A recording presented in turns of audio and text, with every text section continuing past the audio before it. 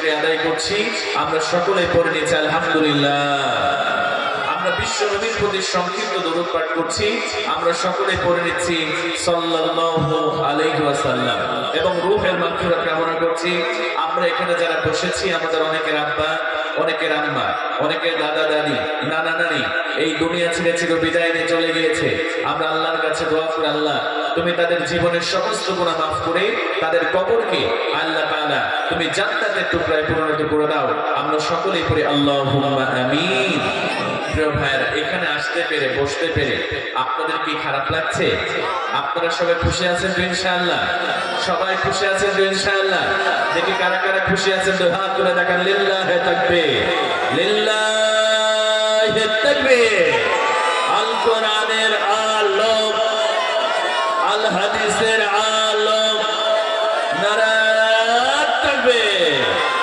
মাশাআল্লাহ, আমি খুব আনন্দিত, কারণ আমার মনে হচ্ছে যে বাংলাদেশে ওয়াজ করছি।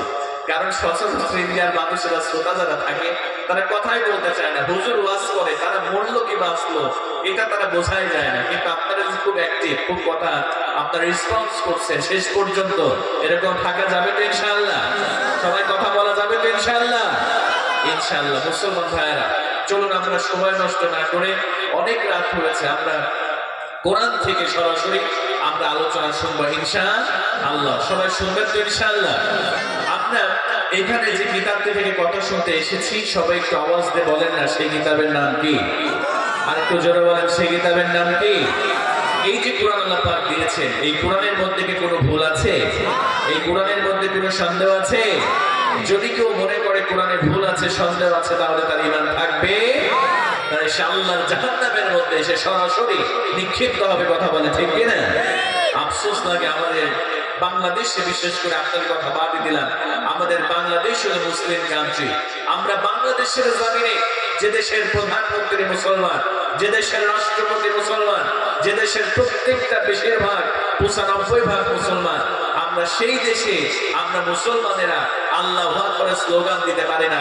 এটা আমাদের জন্য খুবই দুঃখজনক। কথা বলে ঠিক কিনা? আমরা যদি আল্লাহু আকবার স্লোগান দিই, আমাদের দেশে এক শ্রেণীর মানুষ আছে, ওরাও মুসলমান, ওরা বলে যে আল্লাহু আকবার স্লোগান এটা নাকি জঙ্গিবাদ আর মৌলবাদের স্লোগান। জোরে বলেন না আউযুবিল্লাহ। প্রিয় ভাইরা, চিন্তা করে দেখেছে? সবাই বলেন তো আল্লাহু আকবারের স্লোগান এটি কি কোনো মৌলবাদ আর জঙ্গিবাদের স্লোগান? বলেন তো সবাই। এটা হচ্ছে প্রত্যেকটা মুসলমানের হৃদয়ের স্পন্দন। কথা বলে ঠিক কিনা? কারণ মুসলমানদের ঘুম ভাঙে আল্লাহু আকবার স্লোগান দিয়ে, মুসলমানেরা ঘুমাতে যায় আল্লাহু আকবার স্লোগান দিয়ে, মুসলমানেরা জন্ম হয়েছে আল্লাহু আকবার স্লোগান শুনে, আবার মৃত্যুবরণ করবে জানাজার নামাজ আল্লাহু আকবার স্লোগান দিয়ে মুসলমানদেরকে বিদায় করে দেওয়া হবে। কথা বলে ঠিক কিনা? এজন্য প্রিয় ভাইরা, আমরা সবাই সব সময় কোরআনের পক্ষে, আল্লাহ ইসলামের পক্ষে, রাসূলের দলে থাকবো তো ইনশাআল্লাহ? ইনশাআল্লাহ। তাহলে এই কোরআন আল্লাহ পাক দিয়েছে আমাদেরকে, আল্লাহ পাক রব্বুল ইজ্জাত ওয়াল জালাল সুন্দর করে আল্লাহ প্রথমেই জানিয়ে দিলেন, বান্দারে এই যে কোরআন আমি তোমাদের দিয়েছি, এই কোরআনে কোনো ভুল নাই, কোনো সন্দেহ নাই। This is the book about which there is no doubt, a guidance for those conscious of Allah. জোরে বলেন আল্লাহু আকবার। আল্লাহ রাব্বুল আলামিন বলেন, আলিফ লাম মিম যালিকাল কিতাবু লা রাইবা ফীহি হুদাল লিল মুত্তাকিন। জোরে বলেন আল্লাহু আকবার। আল্লাহ রাব্বুল আলামিন বললেন, বান্দারা শোনো শোনো, এমন একটা কোরআনুল কারীম আমি তোমাদের জন্য নাযিল করলাম, এমন একটি কিতাব আমি তোমাদের জন্য নাযিল করলাম, এই কোরআনের মধ্যে কোনো সন্দেহ নাই, এই কোরআনের মধ্যে কোনো ভুল নাই। আর এই কোরআনটা যারা মুত্তাকি হবে তাদের জন্য হেদায়েত দিয়া আল্লাহর জান্নাত পর্যন্ত পৌঁছায় দিবে। জোরে বলেন সুবহানাল্লাহ। এই কোরআনটা আমাদেরকে মুত্তাকি বানিয়ে, পরহেজগার বানিয়ে, হেদায়েত দিয়ে আল্লাহর জান্নাত পর্যন্ত এই কোরআন আমাদেরকে পৌঁছায় দিবে। জোরে বলেন আল্লাহু আকবার। আমরা প্রশ্ন করলাম, আল্লাহ কেন কোরআন নাযিল করলেন? ও মুসলমান ভাইরা, মনোযোগ দিয়ে শ্রবণ করেন, আল্লাহ রাব্বুল আলামিন কেন কোরআন নাযিল করলেন? আল্লাহ রাব্বুল আলামিন সূরাতুল ইব্রাহিমের ১ নম্বর আয়াত কারিমার মধ্যে সুন্দর করে জানিয়ে দিলেন। আল্লাহ রাব্বুল আলামিন বলেন, আলিফ লাম রা কিতাবুন আনজালনাহু ইলাইকা লিতুখরিজান নাসা মিনাল যুলুমাতি ইলান নূর। জোরে বলেন আল্লাহু আকবার। আল্লাহ রাব্বুল আলামিন সুন্দর করে জানাই দিলেন আলিফ লাম রা, এগুলোকে হুরুফে মুকাদ্দারাত বলা হয়। ওয়াল্লাহু আ'লামু বিমুরাদিহি, এর অর্থ কি হবে, এর উদ্দেশ্য কি হবে, আল্লাহ ছাড়া কেউ জানেন না। আল্লাহ রাব্বুল আলামিন সুন্দর করে জানাই দিলেন, বান্দারে শুনে নাও, শুনে নাও, আমি আল্লাহ এই কোরআনটা কোনো পশুর জন্য নাজিল করি নাই, জঙ্গলের কোনো প্রাণীর জন্য নাজিল করি নাই, আমি আল্লাহ পাখির জন্য কোরআনটা নাজিল করি নাই। কিতাবুন আনজালনাহু ইলাইকা লিতুখরিজান নাসা মিনাত যুলুমাতি ইলান নূর, আমি আল্লাহ এই কোরআনটা মানুষদের জন্য নাজিল করে দিয়েছি, মানুষদেরকে অন্ধকারের পথ থেকে, জাহান্নামের পথ থেকে জান্নাতের পথ দেখানোর জন্য আমি আল্লাহ কোরআন নাজিল করে দিয়েছি। জোরে বলেন সুবহানাল্লাহ। আল্লাহ পাক বললেন, বান্দারে আমি মানুষদেরকে অন্ধকারের পথ থেকে, জাহান্নামের পথ থেকে বাছাই করে আমি জান্নাতের পথ দেখানোর জন্য আমি আল্লাহ পাক এই কোরআন নাজিল করে দিয়েছি। জোরে বলেন আল্লাহু আকবার। আমার মুসলমান ভাইরা, এজন্য এই কোরআনের পক্ষে থাকলে লাভ নাকি লস? কথা বলেন না কেন, লাভ নাকি লস?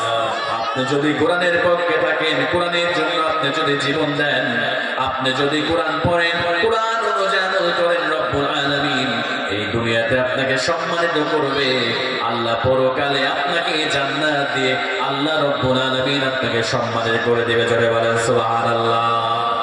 আমার মুসলমান ভাইরা, কোরআনকে আঁকড়ে ধরলে কোরআন কেমন করে সম্মান বাড়ায় দেয়।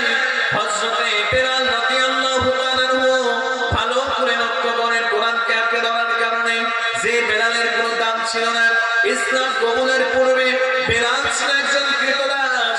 এই বেলাল ছিল একজন দাস, তার দাম মাত্র ছিল 6 দিরহাম। কিন্তু যখন এই কোরআনকে আঁকড়ে ধরলো, আল্লাহ ইসলামকে গ্রহণ করলো, বিশ্বনবীর আদর্শ গ্রহণ করলো, আল্লাহর প্রতি ঈমান আনলো, এই বেলালের দাম আল্লাহ এত বাড়ায় দিলেন। আল্লাহ রাব্বুল আলামিন এই বেলালকে দুনিয়াতে সম্মানিত করলেন, আর পরকালে আল্লাহ রাব্বুল আলামিন আল্লাহর জান্নাত পর্যন্ত পৌঁছায় দিবেন। জোরে বলেন সুবহানাল্লাহ। আমার মুসলমান ভাইরা, আমরা যদি হযরতে বেলাল রাদিয়াল্লাহু তাআলা যেমন করে কোরআনকে আঁকড়ে ধরেছে, আমরাও দেখি এমন করে কোরআনকে যদি আঁকড়ে ধরি। হযরতে বেলাল রাদিয়াল্লাহু তাআলা ইসলাম কবুল করলেন, কোরআনকে আঁকড়ে ধরলেন। এরপরে হযরতে বেলাল রাদিয়াল্লাহু তাআলা যখন ইসলাম গ্রহণ করলেন, কোরআনকে আঁকড়ে ধরলেন, আল্লাহর তাওহীদকে গ্রহণ করে নিলেন। এই বেলালের মুনিব যিনি উমাইয়া বিন খালদ, তিনি ঠিক পেয়ে গেলেন বেলাল ইসলাম কবুল করেছে, কোরআনকে আঁকড়ে ধরেছে, আল্লাহর নবীর সুন্নাহকে আঁকড়ে ধরেছে। এবার উমাইয়া বিন খালদ বললেন, ও বেলাল, এখনো সময় আছে, বেলাল রে ইসলাম ছেড়ে দাও, কোরআনকে ছেড়ে দাও, আল্লাহর পথ ছেড়ে দাও, বিশ্ব নবীর আদর্শ ছেড়ে দাও। এবার বেলাল, হযরত বেলাল রাদিয়াল্লাহু তাআলা উমাইয়া বিন খালদকে বলে, ও উমাইয়া বিন খালদ, আমি বেলাল ইসলাম কবুল করেছি, আমি বেলাল কোরআনকে আঁকড়ে ধরেছি, আমি বেলাল আল্লাহর তাওহীদকে স্বীকার করে নিয়েছি, আমার জীবন চলে যাবে, আমি আল্লাহ রাব্বুল আলামিনের কোরআনকে গ্রহণ করে নিয়েছি, ইসলামকে গ্রহণ করে নিয়েছি, তুমি যদি আমার জীবনটা বের করে দাও, তবু আমি ইসলাম থেকে, কোরআন থেকে আমি বেলাল বিন্দু মাত্র পিছনে ফিরে যাব না। জোরে বলেন আল্লাহু আকবার। আর একটু জোরে বলেন আল্লাহু আকবার। কারণ আমার মুসলমান ভাইরা, যারা আল্লাহকে রব বলে মেনে নিয়েছে, তারা দুনিয়ার কোনো কাউকে ভয় করে না। কথা বলেন ঠিক কিনা? যারা আল্লাহকে রব বলে মেনে নিয়েছে, তারা প্রধানমন্ত্রীকে ভয় করে না, তারা রাষ্ট্রপতিকে ভয় করে না, তারা মেয়রকে ভয় করে না, তারা চেয়ারম্যানকে ভয় করে না, একমাত্র কেবলমাত্র তারা তাদের রব আল্লাহ রাব্বুল আলামিনকে ভয় করে। জোরে বলেন সুবহানাল্লাহ। এজন্য আল্লাহ রাব্বুল আলামিন বলেন, ইন্নাল্লাযীনা ক্বালু রাব্বুনাল্লাহু সুম্মা ইসতাকামু তাতানাজ্জালু আলাইহিমুল মালাঈকা আল্লা তাখাফু ওয়া লা তাহজানু ওয়া আবশিরু বিল জান্নাতিল্লাতী কুনতুম তুআদুন। জোরে বলেন আল্লাহু আকবার। আল্লাহ রাব্বুল আলামিন সুন্দর করে জানাই দেন, ইন্নাল্লাযীনা ক্বালু রাব্বুনাল্লাহ, যারা বলবে আমার রব হলো আল্লাহ, সবাই আওয়াজ দিয়ে বলেন আমাদের রব কে? আরেকটু একটু জোরে বলেন আমাদের রবকে। আল্লাহ রাব্বুল আলামিন বললেন ইন্নাল্লাযীনা ক্বালু রাব্বুনাল্লাহ, নিশ্চয় যারা বলবে আমাদের রব হলো আল্লাহ, সুম্মা ইসতাকামু, এই রবের উপরে ইস্তেকামত থাকবে, তার উপরে যতই জুলুম করা হবে, তার উপরে যতই নির্যাতন করা হবে, তাকে মৃত্যুর হুমকি দিয়ে দেওয়া হবে, জেলের ভয় দেখানো হবে, তারা যদি আল্লাহকে রব বলে মেনে নিয়ে কথাটার উপরে ইস্তেকামত থাকতে পারে, আল্লাহ রাব্বুল আলামিন বললেন তাতানাজ্জালু আলাইহিমুল মালায়েকা, আমি আল্লাহ তাদের জন্য রহমতের ফেরেশতা নাযিল করে দেব 5 জায়গায়। সবাই বলেন কয় জায়গা? আরেকটু জোরে বলেন কয় জায়গা? আল্লাহ রাব্বুল আলামিন 5 জায়গায় রহমতের ফেরেশতা নাযিল করবে। এক নম্বরে আপনার মৃত্যুর সময় আল্লাহ আপনার জন্য রহমতের ফেরেশতা নাযিল করবে। 2 নম্বরে আপনার কবরে রহমতের ফেরেশতা নাযিল করবে। 3 নম্বরে হাসরে, 4 নম্বরে মিজানে, 5 নম্বরে পুলসিরাতে। এই 5 জায়গায় আল্লাহ রহমতের ফেরেশতা নাযিল করে দিবে।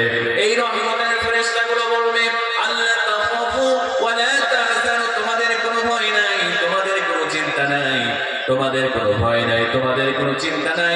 তোমাদের রব আল্লাহকে রব বলে মেনে নিয়েছো, আল্লাহকে রব বলে তোমরা রবের উপরে প্রতিষ্ঠিত থেকেছো। তোমরা সেই জান্নাতের সুসংবাদ গ্রহণ করো যে জান্নাতের ওয়াদা তোমাদের আল্লাহ করেছিল। জোরে বলেন সুবহানাল্লাহ। হযরত বেলালের কোনো ভয় নাই।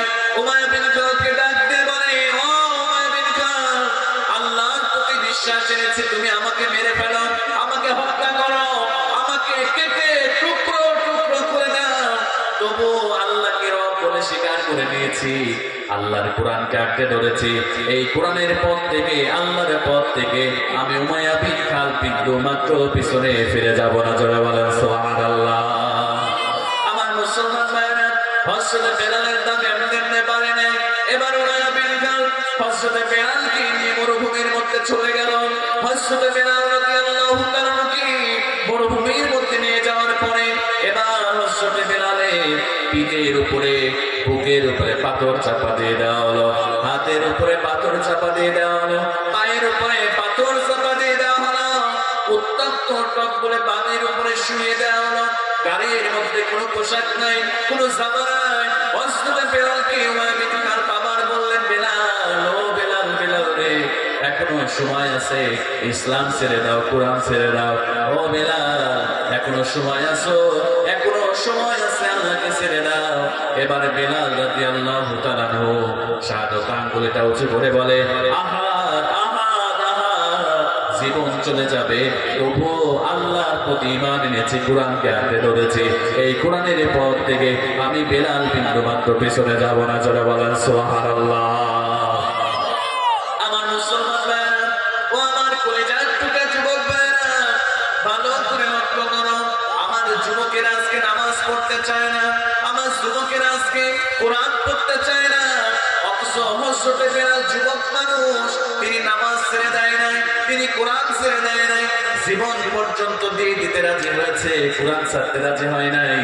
অথচ আজকে আমার যুবকগুলি যার টুকরা ভাইরা, তারা নামাজ পড়ে না, কোরআন পড়ে না, সারাদিন দেখবেন এই মোবাইল ফোনের মধ্যে অশ্লীল সিনেমা, অশ্লীল নাটক আর ফ্রি ফায়ার আর পাবজি খেলে গেলে আমাদের যুবকেরা সময়কে নষ্ট করে। কথা বলেন ঠিক কিনা? সারাদিন দেখবেন যুবকেরা, ও যুবক, তুমি বেলালের উত্তরসূরি হয়ে যাও যদি আল্লাহর জান্নাত পেতে চাও। বেলাল ইসলামের জন্য, কোরআনের জন্য, নামাজের জন্য বেলাল উমাইয়া বিন খালদকে ভয় করে না, সে জীবন দিতে প্রস্তুত, তবু কোরআন ছাড়তে প্রস্তুত না। অথচ আজকে আমাদের যুবকেরা, তারা কোরআন ছেড়ে দিয়েছে, নামাজ ছেড়ে দিয়েছে, আজকে তারা ফ্রি ফায়ার, পাবজি নিয়ে, আজকে তারা ইউটিউব আর ফেসবুক নিয়ে তারা পড়ে থাকে, মসজিদে আজান দিয়ে যায়, অথচ যুবকেরা নামাজের জন্য মসজিদে যায় না। কথা বলেন ঠিক কিনা? এরকম যুবক আমাদের সমাজের মধ্যে আছে না নাই? কথা বলেন না কেন, আছে না নাই? আমার কলেজার টুকরা যুবক ভাইরা, অন্তরটা নরম করে দাও। তুমি কেন নামাজের জন্য মসজিদে যাও না? ও কলেজার টুকরা যুবক ভাইরা, তোমার একটা সিজদার দাম আল্লাহর কাছে কত দামি, তুমি একটু মনোযোগ দিয়ে শ্রবণ করো। বিশ্বনবী সাল্লাল্লাহু আলাইহি সাল্লাম বলেন, আল্লাহর কাছে যৌবনকালের ইবাদত কতটা দামি। কারণ যখন মানুষ বয়স হয়ে যায়, এই যে পৌষ মাস, মাঘ মাসের শীতের রাতে যাদের বয়স হয়ে গিয়েছে, তারা সুন্দর করে উঁচু করতে পারে না, হাঁটুতে ব্যথা, কোমরে ব্যথা, সুন্দর করে রুকু দিতে পারে না, সুন্দর করে সেজদা দিতে পারে না। এজন্য বিশ্বনবী বললেন, ও দুনিয়ার যুবকেরা শোনো, ও দুনিয়ার যুবকেরা শুনে না, তোমার একটা সেজদার দাম আল্লাহর কাছে কত বেশি দামি। আল্লাহ রাসূল বললেন, একজন যুবক যখন আল্লাহর কদমে সেজদা দিয়ে দেয়, আল্লাহর আরশটা থরথর করে কাঁপতে থাকে। জোরে বলেন সুবহানাল্লাহ। যুবক, তোমার একটা সেজদার এত দাম আল্লাহর কাছে। একটা যুবক যখন আল্লাহর কদমে সেজদা দিয়ে দেয়, আল্লাহর আরশটা থরথর করে প্রকম্পিত হতে থাকে। জোরে বলেন আল্লাহু আকবার। আমার মুসলমান যুবক ভাইরা, যারা নামাজ পড়ো না, মনোযোগ দিয়ে শ্রবণ করো। আল্লাহ নবী বিশ্বনবী বলেন, শুধু তাই নয়, ও আমার কলিজার টুকরা যুবক ভাইরা, আল্লাহ নবী বললেন, একজন যুবক যখন আল্লাহর কদমে সেজদা দিয়ে সুবহান রাব্বিয়াল আলা, সুবহান রাব্বিয়াল আলা বলে, আল্লাহ রাব্বুল আলামিন এবার ফেরেশতাদেরকে ডাক দিয়ে বলেন, ও আমার ফেরেশতারা, আমার যুবক বান্দার দিকে নজর করো। আমার যুবক বান্দা কি করছে? আল্লাহর ফেরেশতারা আল্লাহকে ডাক দিয়ে বলেন, না, তোমার যুবক বান্দা তোমার কদমে সেজদা দিয়ে তোমার পবিত্রতা, তোমার বরত্ব, তোমার শ্রেষ্ঠত্বের ঘোষণা করছে। আল্লাহ রাব্বুল আলামিন এবার ডাক দিয়ে বলে, ফেরেশতারা শুনে নাও, শুনে নাও, আমার যুবক বান্দা আমার পবিত্রতা ঘোষণা করছে, আমার শ্রেষ্ঠত্বের ঘোষণা করছে। ও আমার ফেরেশতারা, তোমরা সাক্ষী হয়ে যাও, আমার যুবক বান্দা সেজদা থেকে মাথা তোলার আগে আমি আল্লাহ তার জীবনের সব গুনাহ মাফ করে দিয়া আমি আল্লাহ তারে পবিত্র বানায় দিলাম। জোরে বলেন সুবহানাল্লাহ। আরেকটু জোরে বলেন না সুবহানাল্লাহ। একটা মোবাইল হারিয়ে গিয়েছে, কেউ পেয়ে থাকলে কোরআনের সম্মানে, রাসূলের সম্মানে আপনার স্টেজে জমা দিয়ে যাবেন ইনশাআল্লাহ। একটা মোবাইল হারিয়েছে, আপনারা কেউ যদি পান, দয়া করে মেহেরবানি করে স্টেজে আপনারা, আচ্ছা মোবাইলের ভেতরে আধার কার্ড আছে, আপনারা প্লিজ আজকে যদি আপনি মোবাইলটা ফেরত দেন, আমি মনে করি যে আল্লাহ পাক অবশ্যই এই কোরআনের সম্মানে আপনি যদি ভাইয়ের মোবাইলটা ফেরত দেন, আল্লাহ আপনাকে জান্নাত দিয়ে দেবে। আমরা সবাই মিলে দোয়া করবো ইনশাআল্লাহ। এজন্য প্রিয় ভাইরা, যার মোবাইল যিনি পেয়েছেন তিনাকে দ্রুত আপনারা পৌঁছায় দেন। আমরা যেন ওয়াজ চলাকালীন সময় আমরা বুঝতে পারি, আমরা সুসংবাদটা পাই, যার মোবাইল সে যেন পেয়েছে, আল্লাহ পাক সেই ভাইকে সঠিক বুঝ দান করুন। আমরা সকলে করে আল্লাহুম্মা আমিন। আল্লাহ পাক যেন তিনার যে মোবাইলটা পেয়েছে তার দিলটাকে নরম করে দেন। আমরা সকলে করে আল্লাহুম্মা আমিন। তাহলে একজন যুবক যখন আল্লাহর কদমে সেজদা দিয়ে সুবহান রাব্বিয়াল আলা বলে, আল্লাহ পাক ফেরেশতাদেরকে ডাক দিয়ে বলে, ও আমার ফেরেশতারা, আমার যুবক বান্দা আমাকে পবিত্র বলেছে, আমিও তাকে পবিত্র বানাই দিলাম, তার জীবনের সমস্ত গুনাহ আমি আল্লাহ মাফ করে দিলাম। জোরে বলেন আল্লাহু আকবার। এজন্য আমার যুবক ভাইরা, নামাজ ছেড়ে দিও না। ও আমার কলিজার টুকরা যুবক ভাইরা, যখন মুয়াজ্জিন আযান দিয়ে দেয়, মসজিদে আযান হয়ে যায়, হাইয়া আলাস সালাহ, হাইয়া আলাল ফালাহ, সঙ্গে সঙ্গে সব কিছু ফেলে তুমি মসজিদে নামাজের জন্য চলে যাবা। জোরে বলেন সুবহানাল্লাহ। যুবক, তুমি জানো না তোমার রব, তোমার আল্লাহ তোমাকে কত ভালোবাসে। একটা উদাহরণ দিয়ে আমার কলিজার টুকরা যুবক ভাইদের জন্য, আমার কলিজার টুকরা যুবক ভাইরা আজকে হারাম সম্পর্ক করে এরকম যুবক আছে না নাই? বলেন না, আছে না নাই? বিবাহ বহির্ভূত অবৈধ প্রেমের সম্পর্ক এই মোবাইল ফোনের মাধ্যমে, হোয়াটসঅ্যাপের মাধ্যমে, মেসেঞ্জারের মাধ্যমে যুবকের আছে না নাই? যুবক ভাইরা ভালো করে বোঝো, তোমাদের জন্য আমি উদাহরণটা দিচ্ছি। দেখবেন অনেক যুবকের হারাম সম্পর্ক করে, প্রেমের সম্পর্ক গড়ে তোলে। যুবক, তুমি তোমার প্রেমিকাকে যদি গিফট দেওয়া বন্ধ করে দাও, তোমার প্রেমিকাকে যদি তুমি হাদিয়া দেওয়া বন্ধ করে দাও, রেস্টুরেন্টে নিয়ে যাওয়া বন্ধ করে দাও, পার্কে ঘুরতে নিয়ে যাওয়া বন্ধ করে দাও, তাহলে তোমার প্রেমিকা, তোমার গার্লফ্রেন্ড তোমাকে ছেড়ে দিয়ে নতুন একটা ছেলের সঙ্গে সম্পর্ক করবে। কথা বলে ঠিক কিনা? কিন্তু আমার যুবক ভাইরা ভালো করে লক্ষ্য করো, তোমার বয়স 15 বছর, তোমার বয়স 20 বছর, 25 বছর, 30 বছর, তুমি নামাজ পড়ো না, আল্লাহকে সিজদা দাও না, রোজা করো না, কোরআনকে আঁকড়ে ধরো না, কোরআন পড়ো না। আমার যুবক ভাইরা, দুনিয়াতে তুমি যাকে এত মহব্বত করলে, এত ভালোবাসলা, সামান্য তাকে গিফট দেওয়া বন্ধ করে দিয়েছো, সামান্য তাকে ঘুরতে নিয়ে যাওয়া বন্ধ করে দিয়েছো, সামান্য তাকে তুমি বিয়ে কল দেওয়া বন্ধ করে দিয়েছো। তোমাকে সে শেখা দিয়ে অন্য ছেলের সঙ্গে সম্পর্ক গড়ে তুলবে। কিন্তু আমার কলিজার টুকরা যুবক ভাইরা, তোমার 30 বছর বছর তুমি আল্লাহকে সেজদা দিলে না, নামাজ পড়লে না, রোজা করলে না, তুমি কোরআন পড়লে না, তোমার রব তোমার সঙ্গে ব্রেকআপ করে নাই, তোমার আল্লাহ তোমাকে কত ভালোবাসে, কত মহব্বত করে। তোমার আল্লাহ রব্বুল আলামিন তোমার জন্য রিজিক আর অক্সিজেনের ব্যবস্থা তোমার আল্লাহ রব্বুল আলামিন করে দিয়েছে। জোরে বলেন সুবহানাল্লাহ। যুবক, তুমি 20 বছর নামাজ পড়ো নাই, 30 বছর নামাজ পড়ো নাই, তোমার আল্লাহ চাইলে তোমার রিজিককে বন্ধ করতে পারতো, তোমার রিজিক তোমার অক্সিজেনকে বন্ধ করতে পারতো, কিন্তু তোমার রব সেটা না করে তুমি আল্লাহর নাফরমানি করেছো। তবুও তোমার আল্লাহ, তোমার রব তোমার জন্য রিজিকের ফয়সালা তোমার আল্লাহ করে দিয়েছে। যারা বলেন আল্লাহু আকবার। এজন্য আমার যুবক ভাইরা, হযরত বেলালের মতো হয়ে যাও। হযরত বেলাল রাদিয়াল্লাহু তাআলা আনহু এবার তিনাকে উমাইয়া বিন খালদ বাড়িতে নিয়ে আসলেন। কেমন করে শাস্তি দেয়া হলো, তবুও বেলাল কোরআন থেকে পিছনে যায় না। এবার হযরত বেলালকে বলল, বেলাল রে কালেমা ছেড়ে দে, আল্লাহর কোরআন ছেড়ে দে, আল্লাহকে ছেড়ে দে। হযরত বেলালের একটা কথা, আল্লাহকে ছাড়বো না, কোরআনকে ছাড়বো না। এবার আবু জেহেল চলে আসলো। আবু জেহেল আসার পরে হাতের মধ্যে চাবুকটা নিয়ে নিল। চাবুকটা নেওয়ার সঙ্গে সঙ্গে এবারে বেলালকে আঘাত করতে শুরু করলো, বেলালকে চাবুক দিয়ে পেটাতে শুরু করলো। এবার বেলাল রক্তাক্ত হয়ে গেল, চামড়াটা ছিঁড়ে রক্তগুলো বেয়ে বেয়ে পড়তে শুরু করলো। আবু জেহেল হাঁপায় গেল, ক্লান্ত হয়ে গেল। এবার আবু লাহাব চলে আসলো, হযরত বেলালকে আবার আঘাত করতে শুরু করলো। এইভাবে সমস্ত আবু জেহেল, আবু লাহাব, উতবা, শাইবা তারা বেলালকে আঘাত করতে শুরু করলো। এক পর্যায়ে বেলালকে আগুনের মধ্যে তারা নিক্ষেপ করে দিল। জোরে বলেন নাউজুবিল্লাহ। আমার কলিজার টুকরা ভাইরা, হযরত বেলালের দানের জন্য আল্লাহ কত বৃদ্ধি করে দিলেন।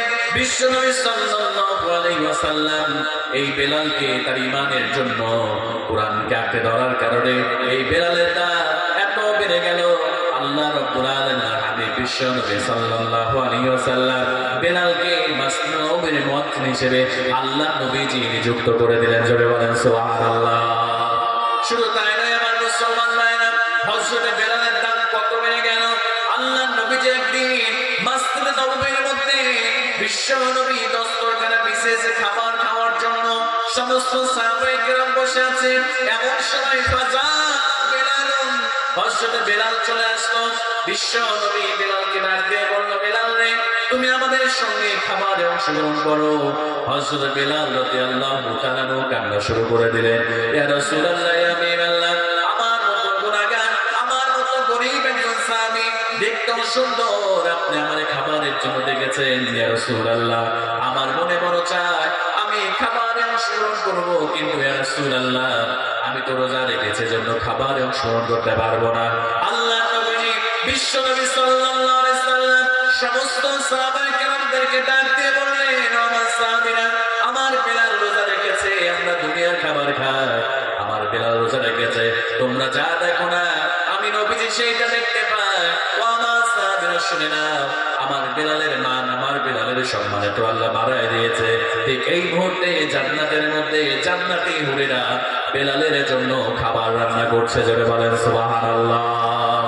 আমার মুসলমান ভাইরা, শুধু নয় তাই নয়, বেলাল কোরআনকে আঁকড়ে ধরার কারণে তার মর্যাদা আরো কত গুণ বেড়ে গেল। আল্লাহ নবীজি মেবার মেরাজ থেকে এসে হযরত বেলালকে ডাক দিয়ে বলেন, বেলাল রে, তুমি এত মর্যাদাবান, তুমি এত সম্মানিত হয়েছো। আমি যখন জান্নাতের মধ্যে হাঁটতেছিলাম, ওই জান্নাতের মধ্যে যখন নাজ নেয়ামতগুলো দেখতে পাচ্ছিলাম, তখন আমি খেয়াল করে দেখলাম আমার কানের মধ্যে তুমি বেলালের পায়ের আওয়াজ আমি বিশ্ব নবী শুনতে পাচ্ছিলাম। জোরে বলেন সুবহানাল্লাহ। এজন্য বিশ্ব নবী বলেন, ইশতাকুল জান্নাতি লা তালাতা, আল্লাহর জান্নাত তিনজন ব্যক্তিকে প্রত্যাশা করে। এক নম্বরে বিশ্ব নবী বললেন আমার চাচা আমির হামজাকে জান্নাত প্রত্যাশা করে। দুই নম্বরে আম্মারকে জান্নাত প্রত্যাশা করে। আর তিন নম্বরে আমার কালো সাহাবী আমার বেলালকে আল্লাহর জান্নাত প্রত্যাশা করে। জোরে বলেন সুবহানাল্লাহ। এই পৃথিবীতে আমরা সবাই জান্নাত চাই। আল্লাহ রাসূল বললেন, তিনজন যখন সে আল্লাহর জান্নাত চায়, তার মধ্যে বেলাল একজন। এই সম্মানটা পেয়েছিল কারণ হচ্ছে বেলালের মধ্যে টাকা ছিল না, অর্থ ছিল না, বাড়ি ছিল না, গাড়ি ছিল না, কিন্তু অন্তরের মধ্যে তাকওয়া ছিল, আল্লাহর ভয় থাকার কারণে